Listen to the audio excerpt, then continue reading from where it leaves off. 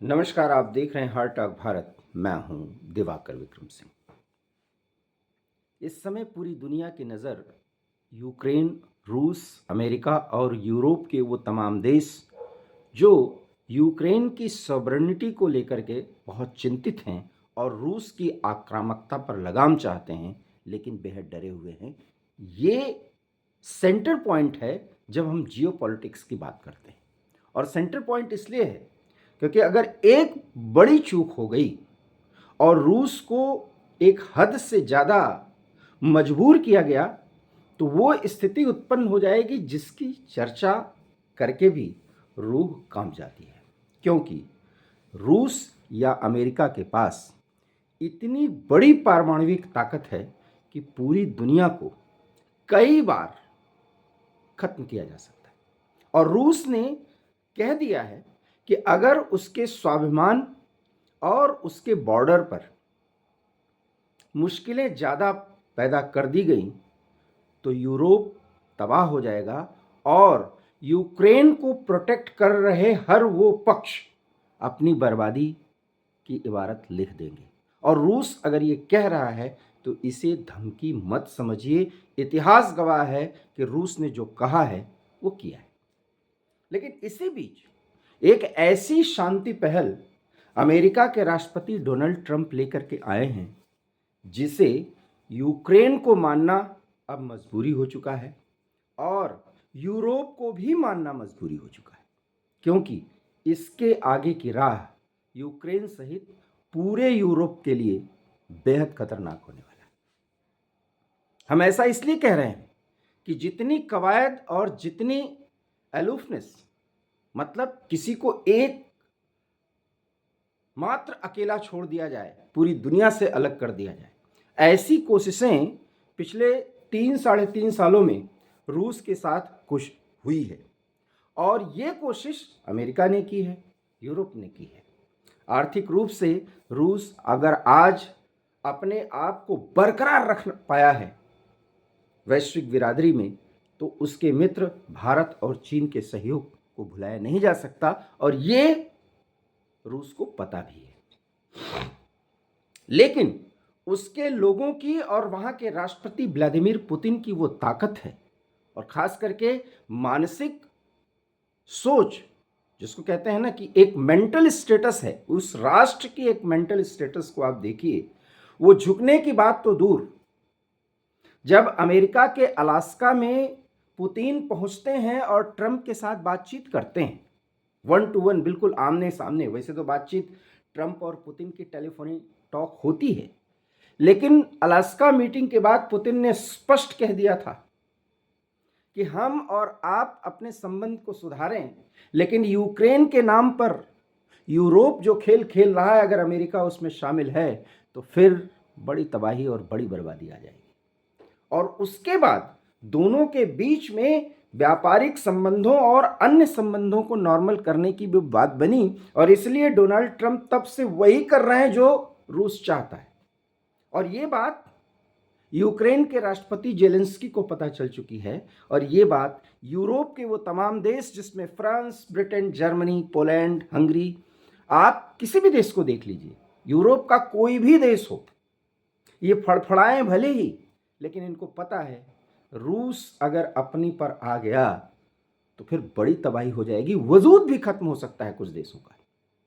और इसलिए जो 28 सूत्रीय एक प्रोग्राम लेकर के, शांति का प्रस्ताव लेकर के डोनाल्ड ट्रंप आए हैं और स्विट्जरलैंड में जो बैठक चल रही है, और उस बैठक में जिनेवा में वो बैठक चल रही, जिनेवा स्विट्जरलैंड में, तो उस बैठक में ये 3 पक्ष हैं। और देखिए रूस नहीं है, क्योंकि रूस ने तो सारी सिरदर्दी अब अमेरिका पे लाद दी है। और इसीलिए मैंने थंबनेल में कहा है कि पुतिन ने ट्रंप को कहां पर ला करके खड़ा कर दिया है, कितना मजबूर कर दिया है। सारे लोग जब चर्चा करते हैं तो सिर्फ व्लादिमीर पुतिन उसको देखते हैं और कहते हैं नहीं, ये हमारे मन मुआफिक नहीं है। लेकिन बहुत डिप्लोमेटिकली जवाब देते हैं, हम शांति के प्रस्ताव के साथ आगे बढ़ रहे हैं। यही रूस की आक्रामक डिप्लोमेसी का बहुत बड़ा उदाहरण है, जिसमें वो अपने लक्ष्य को पाने के प्रति कृत संकल्पित हैं, उससे पीछे हटना ही नहीं। और इसलिए जिनेवा में जो बातचीत हो रही है उसके बड़े मायने हैं। और 28 पॉइंट्स, 28 बिंदु डोनाल्ड ट्रंप ने बनाए हैं, जिसको मान करके ही ये रूस और यूक्रेन का युद्ध या पूरे यूरोप पर और अमेरिका पर प्रकारांतर से जो संकट आया है वो खत्म किया जा सकता है। अब आप सोच रहे होंगे कि ये 28 बिंदु क्या हैं? क्या इसको यूक्रेन मान लेगा, क्या इसको रूस मान लेगा, और क्या अमेरिका और यूरोप मान लेंगे? तो पहली बात, अमेरिका तो मानेगा ही, क्योंकि अमेरिका के राष्ट्रपति ने ये 28 पॉइंट्स लाए हैं। यूक्रेन मानेगा तो, लेकिन जेलेंस्की को सत्ता में नहीं रहना होगा। एक ऐसी सरकार वहां पर आएगी जो रूस को भी मान्य होगा, एक ऐसा राजनेता आएगा, और यूक्रेन को स्वीकार करना होगा उस पीस प्रस्ताव को, तो यूक्रेन भी मान लेगा। और पूरा यूरोप रूस के इस प्रस्ताव में अपने अहंकार को बचाने के लिए कुछ पॉइंट्स देगा कि रूस को मना लिया जाए कि वो इन बातों को मान जाए। और रूस व्यवहारिक बुद्धि का इस्तेमाल करते हुए, रूस के राष्ट्रपति उस पॉइंट्स को मान जाएंगे जो प्रकारांतर से रसिया के फायदे के लिए होगा। और यूक्रेन के अपने ईगो बच जाएंगे, माफ करिएगा, यूरोप के देशों के, और रूस का अपना स्वाभिमान तो बचा ही रहेगा। और इसी कवायद में डोनाल्ड ट्रंप इस समय लगे हुए हैं।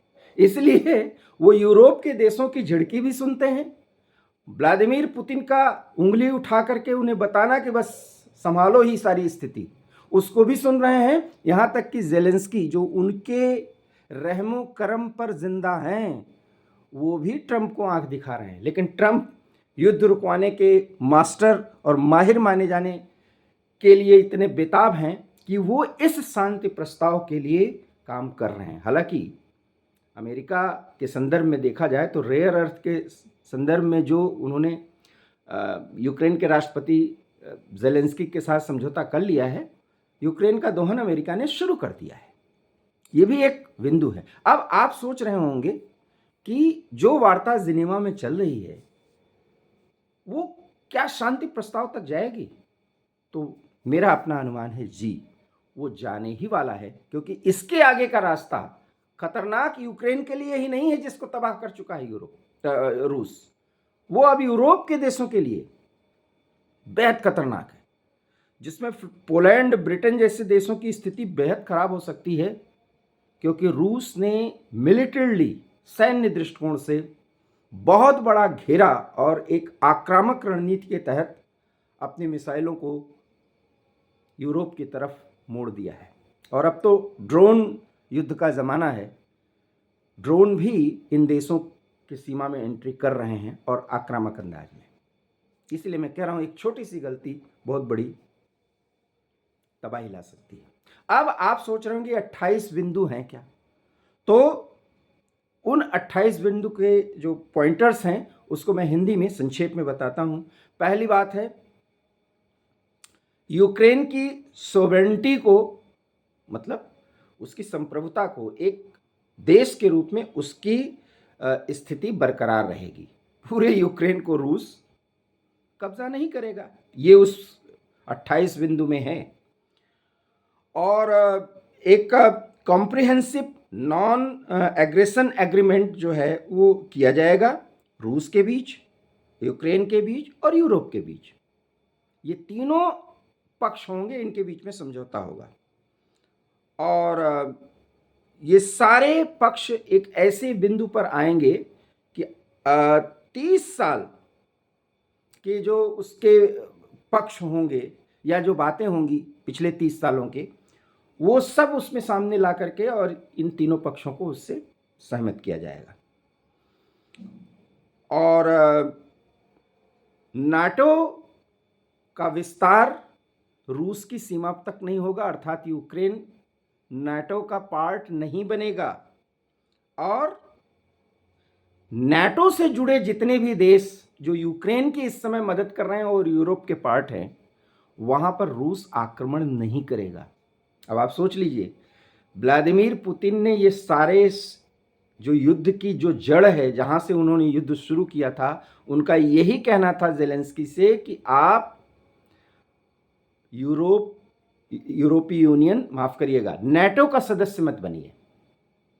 नेटो अगर बनिएगा तो नेटो की सेना आकर के हमारे बॉर्डर पर खड़ी होगी, और ये हम अपनी सॉवरेनिटी, अपनी रक्षा के लिए उचित नहीं मानते। आप हमारे पड़ोसी देश हैं, आप नेटो के सदस्य क्यों बन रहे हैं? हम आपकी सुरक्षा को की गारंटी देते हैं। लेकिन यूक्रेन नहीं माना, और जेलेंस्की यूरोपीय यूनियन और नाटो का सदस्य बनते बनते यूक्रेन को तबाही पर ला दिए। अब वही बात अमेरिका कह रहा है कि नाटो का सदस्य यूक्रेन नहीं बनेगा, लेकिन रूस को भी ये आश्वस्त करना होगा कि वो नाटो से जुड़े जितने कंट्रीज हैं जो यूक्रेन का अब तक यूक्रेन के मददगार रहे हैं, उन सब पर आक्रमण नहीं करेगा। उसके बाद नाटो और रशिया के बीच एक डायलॉग होगा, और उसको अमेरिका जो है उसका मीडिएशन करेगा, और जितने सिक्योरिटी कंसर्न्स हैं रूस के, नाटो के, उन सबको डिस्कस किया जाएगा और सबका को सेटल किया जाएगा। बिल्कुल ऐसा हो सकता है। और यूक्रेन को सुरक्षा की गारंटी दी जाएगी, और यूक्रेन के जो इस समय फोर्स है जो लड़ाई लड़ रही है रूस से, उसमें 8 लाख सैनिक हैं। सैनिकों की संख्या कम कर दी जाएगी, 6 लाख। और यूक्रेन, नाटो जो है वो आश्वस्त करेगा कि वो यूक्रेन में अपनी सेना नहीं भेजेगा, और इसी से पुतिन को एलर्जी है। और यूरोपियन फाइटर्स जेट्स जितने भी हैं, यूरोप से जुड़े जो देश हैं, क्योंकि उनको डर है कि रूस अटैक करेगा, तो उनके जितने भी यूरोपीय देश हैं, एक साथ अगर उनके फाइटर जेट्स कहीं पर रुकते हैं, तो वो पोलैंड एक देश है जो बिल्कुल रूस से सटा हुआ है, यूक्रेन से सटा हुआ है, वहाँ पर वो सुरक्षा के लिए तैनात रहेंगे। ये रूस को मानना होगा, और रूस यही कहता है कि आप इकट्ठे हमारी तरफ एग्रेशन के मोड में मत आइए, क्योंकि हम पूरे यूरोप को एक साथ समाप्त कर सकते हैं, और ऐसा रूस कर सकता है। इसलिए उस बातचीत में एक पॉइंट्स बनाया है अमेरिका ने कि जितने भी यूरोपीय देश के फाइटर जेट्स हैं वो पोलैंड में स्टेशनड होंगे, मतलब वहाँ पर अपने जहाज फाइटर जेट्स को खड़े करेंगे, और रूस को इसे स्वीकार करना होगा। लेकिन उनका एग्रेशन रूस के प्रति नहीं होगा, बल्कि सुरक्षा के लिए वो ऐसा करेंगे। अब रूस इसमें कितनी बात पर सहमत होता है ये देखना होगा, लेकिन रूस को इसमें कोई आपत्ति नहीं होगी, क्योंकि रूस ये कहेगा कि उनके आक्रामकता पर निरीक्षण रूस करेगा, क्योंकि इतने पॉइंट्स पर बातचीत हो रही है। इस बातचीत के जितने भी बिंदु बनाए गए हैं, ये 28 सूत्री, उस पर रूस से चर्चा भी हुई है। और इसमें सबसे बड़ी बात है कि अमेरिका सुरक्षा की गारंटी देने को तैयार है, लेकिन अमेरिका के अंदरूनी जो राजनीतिज्ञ हैं और वो जितने भी रणनीतिकार हैं, वो इस बात पर सहमत हैं, और वो बिल्कुल आश्वस्त हैं कि राष्ट्रपति डोनाल्ड ट्रंप किसी भी कीमत पर अमेरिका के सैनिकों को शांति प्रस्ताव अगर आगे बढ़ता है तो यूक्रेन नहीं भेजेंगे,